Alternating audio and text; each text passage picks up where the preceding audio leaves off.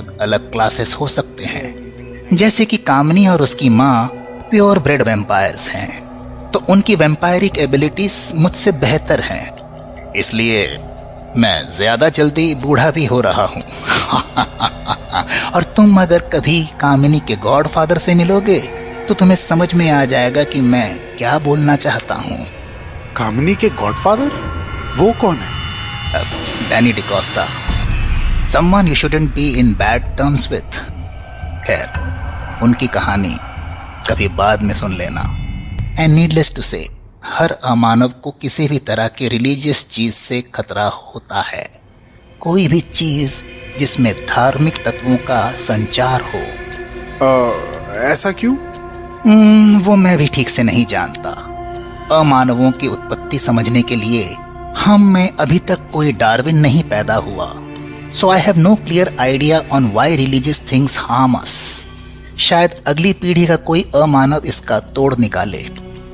या फिर हमारा वजूद पाप से आता है, इसलिए हमें धार्मिक चीजों से खतरा है। मैं अब इस पर कोई ओपिनियन नहीं देने वाला। अगर तुम उतनी जिंदगी देख लोगे जितनी मैंने देखी है, तो शायद तुम्हारे इस पाप पुण्य वाले सवाल का जवाब तुम्हें मिल जाए, पर उसके लिए तुम्हें पहले जीना होगा।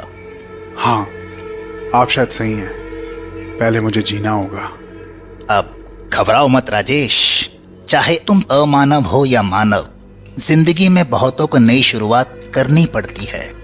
वैसे ये आसान नहीं होता, पर याद रखना, हम तुम्हारे साथ हैं, तो कभी भी खुद को अकेला मत समझना। हाँ Rajesh, you are always welcome here. हमें तुम्हारी मदद करके बहुत खुशी होगी। आप लोगों का बहुत बहुत शुक्रिया। आपने मुझे जो ऐसे अपना लिया है, उसके लिए मैं आपका हमेशा शुक्रगुजार रहूंगा। वेल, अब बहुत हो गई इमोशनल बातें, और मिसेस रक्तराज को बहुत प्यास लगी है। आज कोई बी पॉजिटिव वाला फ्लेवर है क्या? और हमारे मेहमान के लिए कुछ ताज़ा मांस का अरेंजमेंट किया जाए। अरे, आज तो शानदार सी दावत होगी, सब तैयार हो जाइए।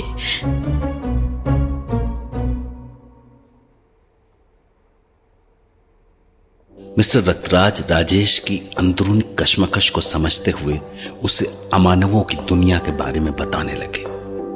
राजेश को लग रहा था कि अमानव होना नेचुरल नहीं है और वो इंसानों के लिए खतरा है, पर मिस्टर रक्तराज ने उसे समझाया कि अमानव भी औरों की तरह इसी कुदरत का हिस्सा है और औरों की तरह उन्हें भी जीने का हक है।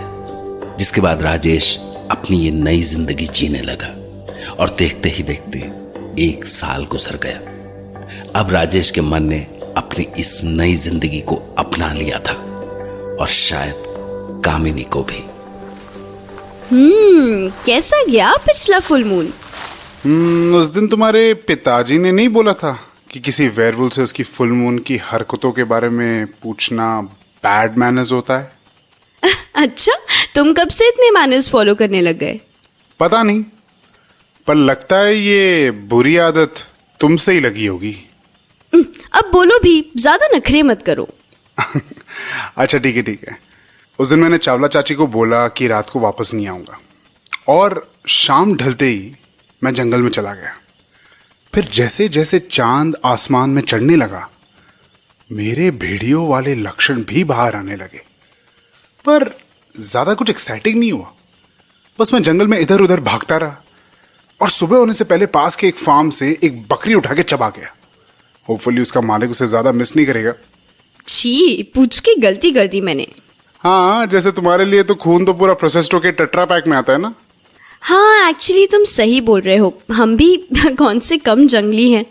माँ को तो वैसे भी सीधा इंसानों के गर्दन में दांत गड़ाने में मजा आता है, और सच कहूँ तो मुझे भी। आखिरकार है तो हम पिशाच ना। एक बात पूछूं, अगर बुरा ना मानो तो? यही ना कि मुझे इंसानों की जान लेने में कोई खुशी मिलती है या नहीं? हाँ, कुछ ऐसा ही।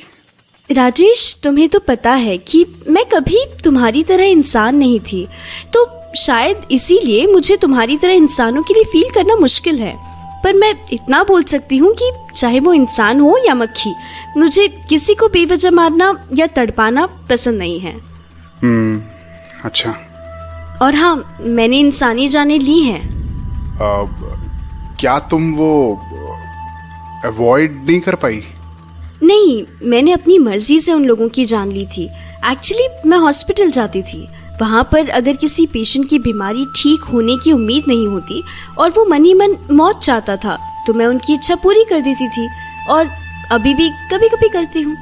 क्या तुम्हें लगता है कि तुम उनकी जिंदगी और मौत का फैसला ले सकती हो? तुम फिर से मुझे इंसानी तराजू में तोल रहे हो राजेश। वैसे मैंने कभी नहीं कहा कि मैं कोई फरिश्ता हूँ। You're right. I'm sorry. कोई बात नहीं, पर पता है, एक दो बार उन लोगों को लगा कि मैं कोई मौत का फरिश्ता हूँ, उन्हें लेने आई हूँ। पर मुझे खुशी है कि वो लोग अपनी दर्द भरी जिंदगी से आजाद तो हो गए। अच्छा, ये बताओ, अमानव मरने के बाद कहाँ जाते हैं? तुम्हारे पूछने का मतलब इंसानों के स्वर्ग नरक जैसे हम लोगों में भी कोई बिलीफ्स होते हैं क्या? हाँ, कुछ वैसा ही समझ लो। मुझे नहीं लगता कि हम में कोई वैसा कॉन्सेप्ट है। हमको तो अभी जिंदा रहने में ही इतना स्ट्रगल करना पड़ रहा है कि अब मौत के बाद क्या होता है उसके बारे में सोचने का तो फुर्सत ही कहाँ है। अमानवों की दुनिया दिन ब दिन सिकुड़ती जा रही है राजेश। अब इंसान इस धरती पे राज करने लगे। अगर उन्हें हमारे बारे में पता चल गया तो वो इतने काबिल तो हैं कि हमारा सफाया कर दे, या फिर हमें पकड़ के लैब में उन चूहों की तरह हम पे एक्सपेरिमेंट्स करे।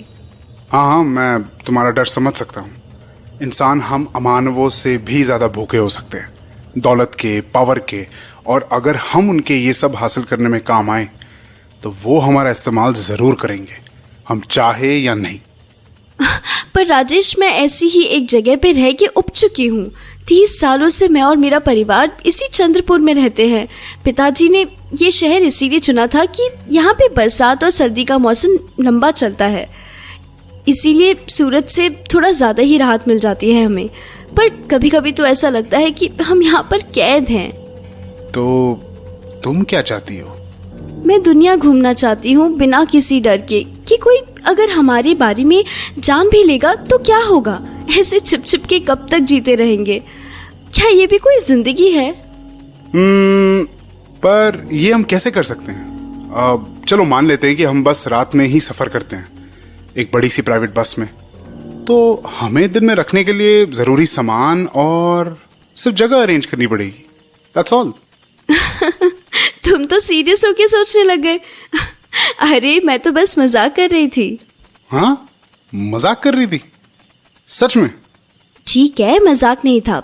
एक्चुअली अपने अंदर की भड़ास निकाल रही थी। पर मैं समझती हूँ कि मुझे अपनी नरमानों की भारी कीमत चुकानी पड़ सकती है। क्या है कि अब जब इंसान इतने बढ़ गए हैं, उन्होंने इतनी तरक्की कर ली है, तो हमारी दुनिया के सामने आ जाने का खतरा भी बढ़ रहा है। पर हम एक काम कर सकते हैं, एक टीवी ले लेंगे। पिताजी तो बोल रहे थे कि टीवी पे हम सूरज को भी देख सकते हैं बिना झुलसे हुए। चलो, अभी के लिए यही जुगाड़ सही रहेगा। कामिनी, मौत के बाद पता नहीं, शायद जन्नत नसीब ना हो, क्योंकि शायद अमानव बन के मैंने स्वर्ग का टिकट तो खो ही दिया है। अरे तुम भी ना, इतना भी उदास क्यों हो रहे हो? मैं उदास नहीं हूं, एक्चुअली उल्टा। आई एम हैप्पी यहां इस वक्त तुम्हारे साथ, और ये कुछ अजीब सी खुशी है। जैसे एक पल के लिए लगता है मुझे और इस दुनिया से कुछ नहीं चाहिए, क्योंकि तुम मेरे पास हो। शायद मुझे मरने के बाद जन्नत नसीब ना हो, पर वो मायने नहीं रखता, क्योंकि तुम ही मेरी जिंदगी में जन्नत हो। राजेश?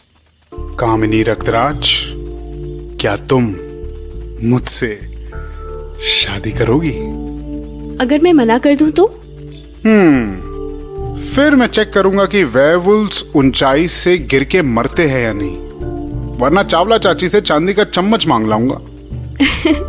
तुम क्या वेयरवुल्फ के मरने के 101 तरीके वाली बुक लिखने वाले हो? क्या पता, शायद लिख भी डालूं। वैसे